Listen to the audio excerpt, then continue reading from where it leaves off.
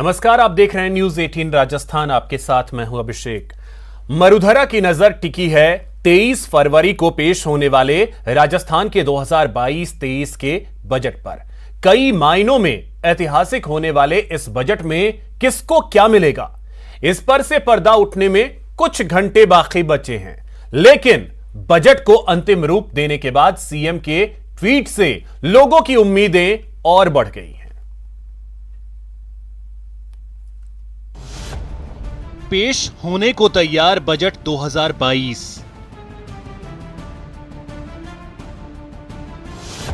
मरुधरा की उम्मीदों वाला बजट।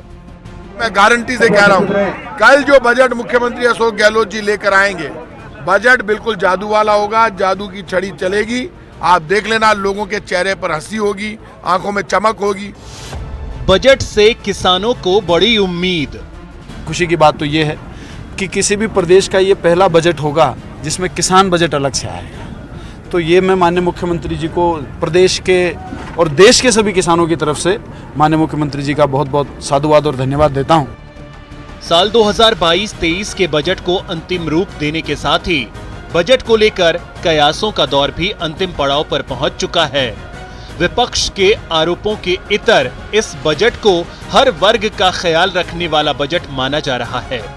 अशोक गहलोत जी जो बजट लेकर आएंगे वो राजस्थान के सपनों का बजट होगा। कर्मचारी, व्यापारी, मजदूर, किसान, विद्यार्थी सबको सम्मान देने वाला बजट होगा। उस बजट से जो उम्मीदें हैं, उन उम्मीदों पर सरकार पूरी खरी उतरेगी। वहीं मुख्यमंत्री ने भी ट्वीट कर भरोसा जताया है कि बजट में सभी की उम्मीदें पूरी होंगी।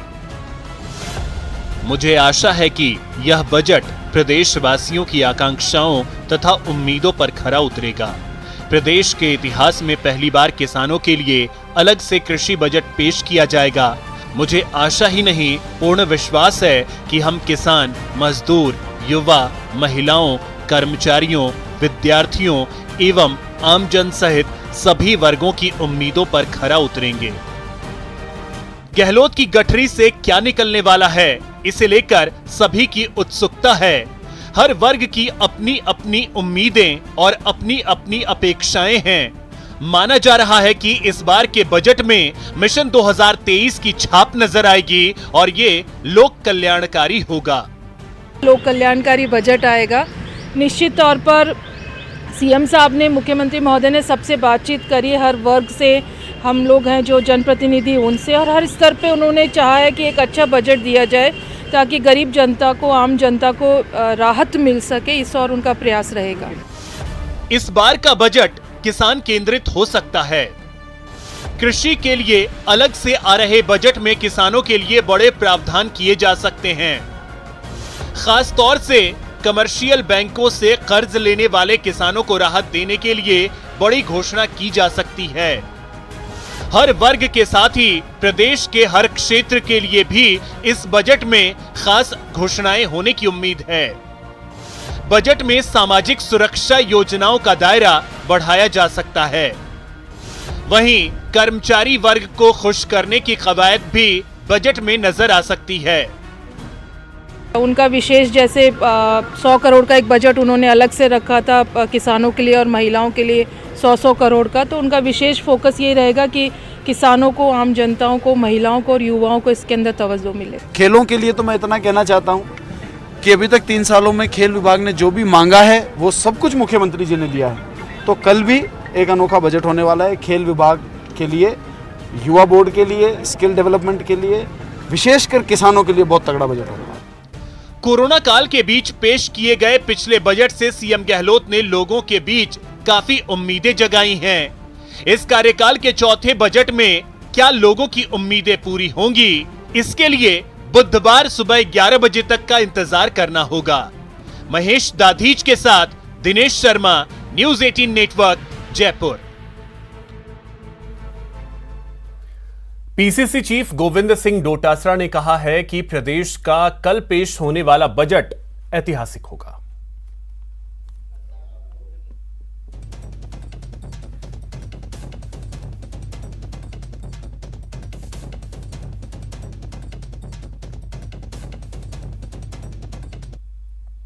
राजस्थान के मुख्यमंत्री अशोक गहलोत जी बजट पेश करने वाले हैं। जो पिछला बजट था वो ऐतिहासिक बजट था। विकास को लेकर के, वीकर सेक्शन की मजबूती को लेकर के, किसानों को लेकर के, तमाम वर्गों को साथ लेते हुए बहुत अच्छा बजट रखा था। और बजट के साथ साथ इम्प्लीमेंटेशन भी उसका तकरीबन हो गया दिसंबर तक ही। मैं समझता हूँ कि इस बार का बजट बहुत अच्छा मुख्यमंत्री जी पेश करने वाले हैं। मैं सीकर जिले से हूँ, लक्ष्मणगढ़ विधानसभा क्षेत्र के मतदाताओं के आशीर्वाद से लक्ष्मणगढ़ से विधायक हूँ, तो मेरा फर्ज बनता है कि सीकर और लक्ष्मणगढ़ और तमाम राजस्थान में हमने प्रस्ताव पारित करके एआईसीसी और पीसीसी के मेंबर्स के दिए हैं कि किस प्रकार से वीकर सेक्शन को, सोशल सिक्योरिटी को लेकर के, किसानों को लेकर के, कृषि का अलग बजट आ रहा है उसको लेकर के जो सुझाव हमारे पास थे हमने दिए हैं। बजट को लेकर बड़े बड़े दावे हो रहे हैं तो बीजेपी पहले से ही बजट से नाउम्मीदी जता रही है। बीजेपी प्रदेश अध्यक्ष सतीश पूनिया का आरोप है कि यह बजट भी गहलोत सरकार के पिछले 3 बजट की तरह बनावटी होगा।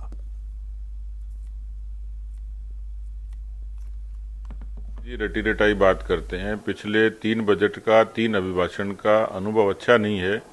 दावा करते हैं 70% वायदों को पूरा करने का, लेकिन 70 को छोड़िए 50% से भी नीचे काम अभी तक हुआ नहीं है। घोषणाएं करते हैं लेकिन उनका क्रियान्विति ये सरकार के लिए बड़ी चुनौती है। और इसलिए किसानों की कर्जा माफी अपने आप में बड़ा मसला था, उसका एक सार्थक समाधान अभी तक करना चाहिए था जो नहीं हुआ।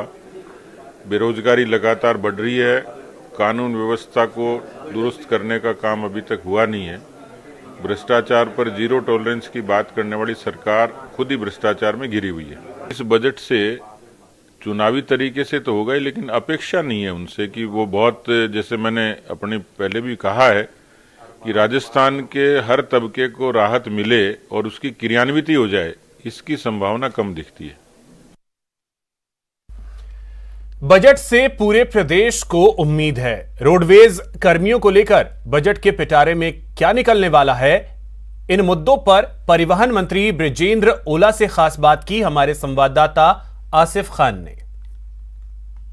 राजस्थान सरकार का बजट पेश होने वाला है और हाल ही में परिवहन मंत्री ने हेलमेट को लेकर भी सख्ती दिखाई है और कुछ क्या मीटिंग के अंदर तय किया गया, इसको लेकर हमारे साथ खुद इस समय परिवहन मंत्री बृजेंद्र ओला जी मौजूद हैं। उनसे बात करते हैं। सर, सबसे पहले तो मैं आपसे ये जानना चाहूँगा कि कल आपकी जो मीटिंग हुई और आपने कहा कि हेलमेट, सिर्फ हेलमेट नहीं चलेगा, अगर आईएसआई का हेलमेट नहीं है इसको लेकर हम सख्ती बरतेंगे पूरे प्रदेश भर के अंदर। तो सबसे पहले तो आप ये बताइए सर कि जो सड़कों के किनारे हेलमेट की दुकानें लगी हुई हैं, जो सड़क पर बेचते हैं, ये आईएसआई का ब्रांड का हेलमेट नहीं रखते और ज़्यादातर लोग जो है वो पुलिस से बचने के लिए सस्ता हेलमेट खरीद लेते हैं। तो ऐसे में कैसे आप तय करेंगे कि सबके पास आईएसआई ब्रांड का हेलमेट हो?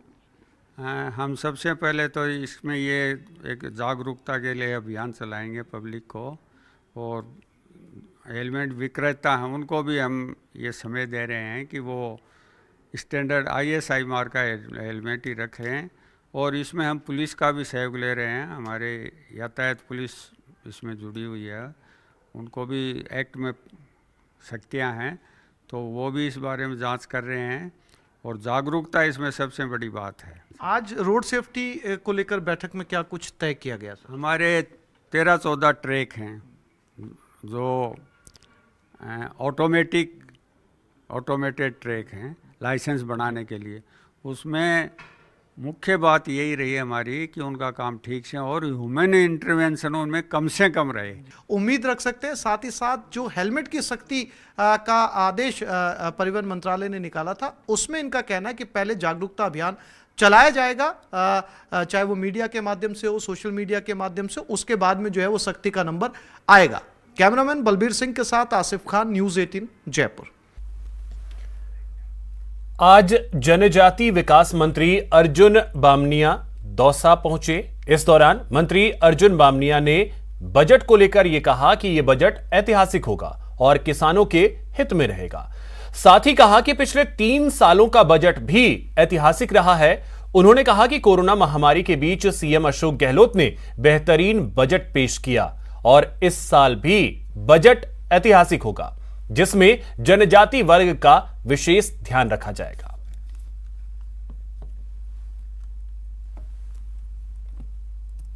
जनता को और राज्य को काफ़ी उम्मीद है। अनुसूचित जनजाति जो आपका डिपार्टमेंट है, इसमें किस तरह की एक देखने को मिल सकता है? क्या एक बजट में घोषणा हो सकती है? प्रदेश की सरकार में माननीय मुख्यमंत्री जी अशोक जी गहलोत ने पिछले 3 साल में कोरोना महामारी के बावजूद भी प्रदेश की जनता को विकास और जनहित की जो योजनाएं दी है वो आप सबके सामने है, मीडिया के सामने है, पब्लिक के सामने है। और अभी 34 साल का 23 फरवरी को बजट आने वाला है और वो बजट जनता के हित में होगा। और कृषि बिल भी अलग से पेश होगा। हम उम्मीद करते हैं कि पूरा राजस्थान उस बजट की वाहवाही करेगा। और उसके साथ में जनजाति विभाग को लेकर, मैं जनजाति विभाग का मंत्री हूँ, मुझे कहते हुए गर्व है कि पिछले 3 साल जो बजट आया है उससे भी टाडा और माडा क्षेत्र में, बिखरी क्षेत्र में, शहरिया में, सब जगह संतोषजनक बजट आया है। हालांकि कल पता चलेगा कि मुख्यमंत्री अशोक गहलोत दौसा सहित प्रदेश भर को क्या तोहफा देते हैं। आशीष शर्मा, न्यूज 18, दौसा। कल प्रदेश का बजट पेश होने वाला है और इस बार किसानों का बजट अलग से आएगा। ऐसे में इस बार के बजट को लेकर कृषि विपणन मंत्री मुरारी लाल मीणा ने कहा कि इस बार का बजट ऐतिहासिक होगा। उन्होंने कहा कि पहली बार किसानों के लिए अलग से बजट आ रहा है। इस बजट में किसानों के लिए अनेक घोषणाएं होंगी। किसानों को एग्रो प्रोसेसिंग यूनिट और उद्योगों से जोड़ने के लिए अनेक योजनाएं घोषित होंगी। मुख्यमंत्री अशोक गहलोत कल बजट पेश करेंगे। खास बात यह रहेगी कि इस बार कृषि का बजट अलग आने वाला है। हमारे साथ कृषि विपणन मंत्री मुरारी लाल मीणा है और पिछले 1 साल से 1.5 साल से पूरे देश में कृषि विपणन का जो मुद्दा है वो काफ़ी चर्चा में रहा है कि जो किसान हैं उनको अपने जो उपज है उसका अच्छा भाव मिले। सर, काफ़ी अच्छा डिपार्टमेंट है और पूरे देश का एक बड़ा मुद्दा भी है। तो किस तरह जो किसान पैदा करता है उसके बाद में उसको भाव नहीं मिल पाता है, इस बार बजट में क्या रहेगा किसानों के लिए खास और क्या आपका प्रयास? सबसे पहले तो हमारा पिछला बजट भी ऐतिहासिक था और मैं समझता हूँ कि इस बार जो बजट आएगा ऐसा बजट आएगा कि नहीं तो कभी इतना अच्छा बजट पहले कभी आया और हो सकता है कि इसके बाद में भी कभी नहीं आए। मैं समझता हूँ ये ऐतिहासिक बजट आएगा और विशेषकर इस देश के अंदर पहले हमारी सरकार है जिसने ये घोषणा करी थी। एमएसपी पर विक्रय नहीं होता कई बार, और विक्रय होता तो इतने लेट होता है, तब तक किसान अपना उपज बेच चुका होता है। तो इसके लिए एक राजस्थान के एक मॉडल बन जाए, किसी ऐसा कोई प्लान? एमएसपी को लागू करना की जो जिम्मेदारी होती है भारत सरकार की होती है। और सबसे पहले दुख की बात है कि करीब 1 साल तक धरना देने के बाद में तीनों कानून वापस लिए थे और करीब 700-800 किसानों की जानें चलेगी। लेकिन मैं कह सकता हूं कि जो हमारी सरकार की सीमाओं में आता है उस मामले में किसानों को इस बार बहुत कुछ मिलेगा, उसका कल पता लग जाएगा। ऐतिहासिक बजट होगा। बिल्कुल, ये बजट ऐतिहासिक होगा, किसानों के लिए फ़ायदेमंद होगा, किसानों को उद्योग से जोड़ा जाएगा, फूड प्रोसेसिंग यूनिट की काफ़ी अच्छी घोषणा होगी, किस तरह प्लान तैयार होगा, ये सब कुछ बजट में घोषणा होगा। ऐसे में ये जो बजट है राजस्थान के लिए ऐतिहासिक होने वाला है और किसानों के लिए खास तौर पर काफ़ी फायदेमंद होने वाला है। आशीष शर्मा, न्यूज 18, दौसा। मुख्यमंत्री अशोक गहलोत कल बजट जनता को सुपुर्द करेंगे और यह बजट ऐतिहासिक होगा, यह कहना है महिला एवं बाल विकास मंत्री ममता भूपेश का। दौसा पहुंची मंत्री ममता भूपेश ने कहा कि बीजेपी ने जहां किसानों को सड़कों पर रखा, वहीं कांग्रेस ने किसानों के लिए अलग से बजट बनाया। यह बजट 2023 चुनाव वाला नहीं बल्कि जनता की उम्मीदों को पूरा करने वाला होगा।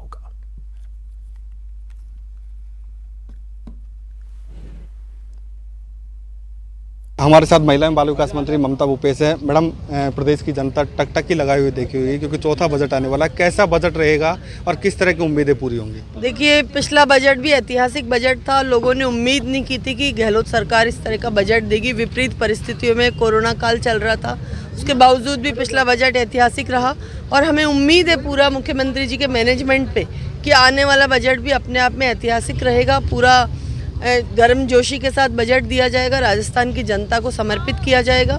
और जिस तरह से कृषि बजट अलग से दिया जा रहा है, राजस्थान कृषि आधारित, कृषि प्रधान प्रदेश है। यहाँ पे किसानों की संख्या ज़्यादा है, हमारे रोज़गार किसानों से है, इसलिए उनका दर्द, उनकी तकलीफ़ें, उनकी बात को समझते हुए कृषि बजट अलग से दिया जा रहा है, जो राजस्थान के इतिहास में पहली बार एक मील का पत्थर साबित होगा। जिस तरह से भारतीय जनता पार्टी ने किसानों को सड़कों पर रखा और हमारी सरकार उनके लिए अलग से चिंता करके बजट दे रही है, ये अपने आप में एक बहुत बड़ी बात है। मैं समझती हूँ राजस्थान की जनता को उत्साहित करने वाला बजट कल आएगा। मैडम, आधी आबादी महिलाओं की होती है, आप महिला एवं बाल विकास मंत्री हैं, महिलाओं के लिए क्या खास रहने वाला है? दूसरी आपकी उड़ान योजना चल रही है, वो स्कूलों तक पहुँचे, सभी ऐसी बालिकाओं तक पहुँचे, उसके लिए क्या प्लान है? देखिए, आधी आबादी और पूरा हक, ये हमारा एक नारा है और मुख्यमंत्री जी ने जिस तरह से आधी आबादी की चिंता की, पिछले 3 वर्षों में महिला सशक्तिकरण के लिए इतने नवाचार किए गए हैं जो पहले किसी भी सरकारों ने नहीं किए। तो मैं समझती हूँ कि इस बजट के अंदर भी महिलाओं का पूरा ध्यान रखा जाएगा। आशीष शर्मा, न्यूज़ 18, दौसा। बजट से पूरे प्रदेश को उम्मीद है, तो वहीं नेता प्रतिपक्ष गुलाबचंद कटारिया ने गहलोत सरकार पर जमकर प्रहार किया। कटारिया ने कहा कि बजट में फिर सरकार थोथी घोषणाएं करेगी और किसान के नाम से मेज थपथपाएगी। कांग्रेस की जो अब तक की परिपाटी मैंने देखी है, जब चौथा बजट होता है वो जनता को लुभाने वाला बजट होता है, धरातल पर उतारने वाला बजट साबित नहीं हुआ अब तक। तो मेरा अपना अनुभव ये कहता है। तो इस बार पिटारा खोलेंगे तो सही, अब कितना खोलेंगे और वो पिटारा खोलने के बाद लोगों तक कितना पहुंचेगा ये तो समय बताएगा। यहां रुकेंगे एक छोटे से ब्रेक के लिए।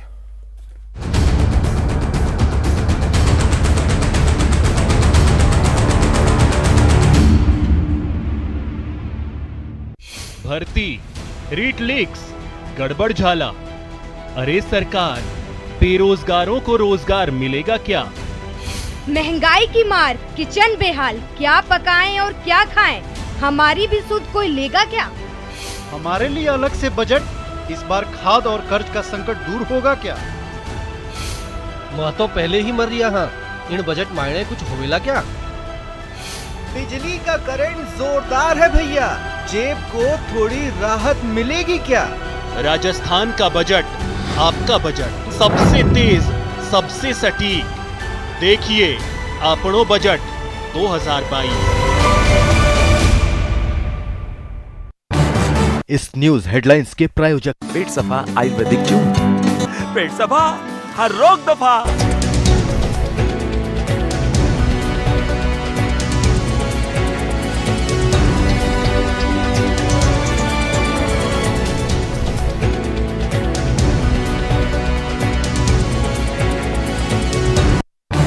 इस न्यूज हेडलाइंस के प्रायोजक पेट सफा आयुर्वेदिक जूस। पेट सफा, हर रोग दफा।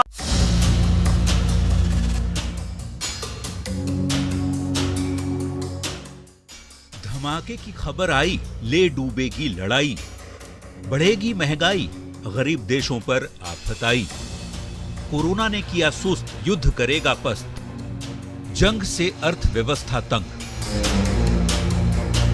सच यही है और इसकी शुरुआती झलक भी नजर आने लगी है। हम अर्थव्यवस्था की बात करेंगे क्योंकि ये आम आदमी से जुड़ी है, लेकिन जेब नीति से पहले कूटनीति की बात। शांति में सब मस्त, जंग के बाद भारत नहीं रह सकता तटस्थ। एक तरफ अमेरिका, दूसरी तरफ रूस। भारत किसे करे खुश? रूस यूक्रेन में लड़ाई भारतीय कूटनीति पर क्यों बनाई? चलिए जंग के वक्त भारत के लिए होने वाली मुसीबतों को समझते हैं, लेकिन उससे पहले दुनिया का क्या स्टैंड है वो भी समझ लीजिए। रूसी राष्ट्रपति व्लादिमीर पुतिन ने पूर्वी यूक्रेन के लुहांस्क और डोनेस्क प्रांत को स्वतंत्र देश के तौर पर मान्यता दी है। अमेरिका ने अपने सहयोगियों के साथ मिलकर जल्द ही रूस को जवाब देने का ऐलान किया है। पुतिन रूसी लोगों को अलग थलग कर रहे हैं, ऐसी स्थिति में जर्मनी यूक्रेन के साथ खड़ा है, जबकि फ्रांस के मुताबिक रूस अपने वादे से पीछे हट रहा है और यूक्रेन की सत्ता को कम कर रहा है। इधर ब्रिटेन यूक्रेन के लोगों का साथ देना जारी रखेगा, जबकि चीन सभी देशों को अंतर्राष्ट्रीय विवादों को शांतिपूर्वक तरीके से हल करना चाहता है। तो भारत की अपील है कि दोनों पक्षों से संयम बरता जाए। रूस और यूक्रेन में बढ़ते तनाव के बीच अभी अमेरिका, ब्रिटेन, फ्रांस और जर्मनी सहित ज्यादातर पश्चिमी देश यूक्रेन का साथ दे रहे हैं और चीन दिख रहा है न्यूट्रल। रूस एक तरह से फिलहाल अलग थलग दिख रहा है, ऐसे में उसे भी दोस्तों की जरूरत है। लेकिन भारत के साथ दिक्कत ये है कि जाएं तो जाएं कहां। अगर रूस के साथ गए तो अमेरिका और ब्रिटेन जैसे देशों से संबंधों पर असर पड़ सकता है, और यूक्रेन के साथ गए तो रूस से रिश्ते बिगड़ सकते हैं, वो भी तब जब डिफेंस सेक्टर में भारत अभी सबसे ज्यादा निर्भर उसी देश पर है। एक अनुमान के मुताबिक भारत 49% हथियार रूस से आयात करता है, यानी भारत के पास आधी मिलिट्री सप्लाई रूस से ही आती है, और चीन के साथ चल रही तनातनी किसी से छिपी नहीं। अब बात जेब नीति की करते हैं। रूस यूक्रेन के बीच बढ़ते विवाद की वजह से तेल की कीमत आसमान पर है। कच्चे तेल का दाम $95 प्रति बैरल को पार कर गया है। ऐसा करीब 8 साल बाद हुआ है। मतलब ये कि पेट्रोल डीजल की कीमतें बढ़ना तय मान लीजिए। नेचुरल गैस की कीमत भी बढ़ रही है। इससे देश के अंदर LPG और CNG की कीमतें भी बढ़ने की पूरी संभावना है। जबकि लगातार 5वें दिन भी शेयर बाजार टूटा है। सेंसेक्स 383 अंक लुढ़का, जबकि निफ्टी गिरकर 17,092 पर पहुंच चुका है। बाजार गिरने से सोने के दामों को भी सपोर्ट मिल रहा है। नतीजा ये कि सोना 50,500 रुपये का लेवल पार कर गया है। भारत यूक्रेन से खाने वाले तेल की खरीद करता है। युद्ध की स्थिति में इस पर भी असर पड़ेगा। भारत रासायनिक खाद का आयातक देश है और यूक्रेन से भी मंगवाया जाता है। मतलब ये कि किचन से लेकर किसानी तक हर ओर जंग की मार पड़ेगी। कोरोना की वजह से अर्थव्यवस्था पहले से ही लचर स्थिति में है। अब अगर जंग हुई तो महंगाई बढ़ेगी, और महंगाई बढ़ेगी तो सभी की जेब कटेगी। Bureau report, news 18 network. 8 दिन बाद शिकंजे में दरिंदा, रेप में नाकाम रहने पर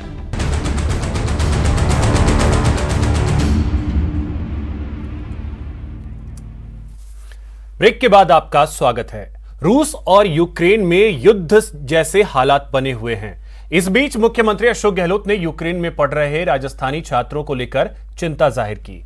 सीएम गहलोत ने ट्वीट कर कहा है कि यूक्रेन में बनी हुई वर्तमान परिस्थितियों के मद्देनजर वहां रह रहे राजस्थानी स्टूडेंट्स को लेकर चिंतित हूं। जो स्टूडेंट्स वापस लौटना चाहते हैं, प्रदेश सरकार, एम्बेसी और भारत सरकार से कोऑर्डिनेट करके उनकी वापसी के लिए हर संभव सहयोग करेगी। इन सब के लिए राजस्थान फाउंडेशन के कमिश्नर श्री धीरज श्रीवास्तव को नोडल ऑफिसर बनाया गया है।